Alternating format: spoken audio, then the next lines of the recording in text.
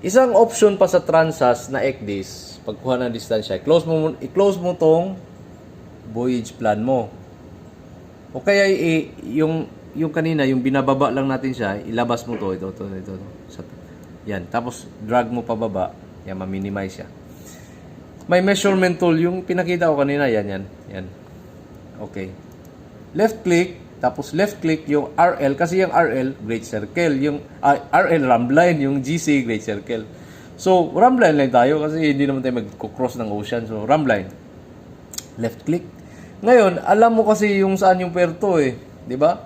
Kung saan mo itatapat yung cursor na yan, sa kanan, yan gagalaw may latitude at saka longitude kung saan na position yung cursor mo. So, halimbawa, approximate mo lang sa base sa yung listahan, ito na yun. Ito na yung yantay.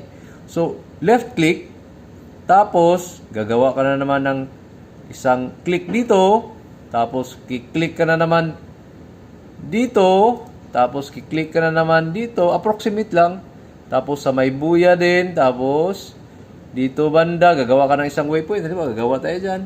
Tapos, hanggang arrival na, doon na natin nag-click. Left click. Ngayon, sa last na click mo, magbibigay siya, sabi niya 178.8, 179, halos 180. O di, parehas lang, o kaya dito din, sa gilid, may nakalagay. Total distance 178. Di ba kanina 175? Pwede mong gawin 'yon. Ngayon, nakuha na natin yung departure at saka arrival port. Doon na-discover natin, summary na lang to na-discover natin na yung Shanghai Guan is subport pala. So, kaya Chinawang daw yung ginawa natin. Ngayon, nakuha na natin yung distansya. Bigay mo na kay kapitan. Sir, ito na yung distansya. Chief, ito na yung distansya. Bigay mo kay chiefmate. Approximate yan, sir. Nasa inyo yan. Dagdagan nyo ng 10 miles, 20 miles, 30 miles. Okay? Now, isang paraan, makalumang paraan, ituturo ko sa inyo paano kumuha ng distansya gamit yung distance table na libro.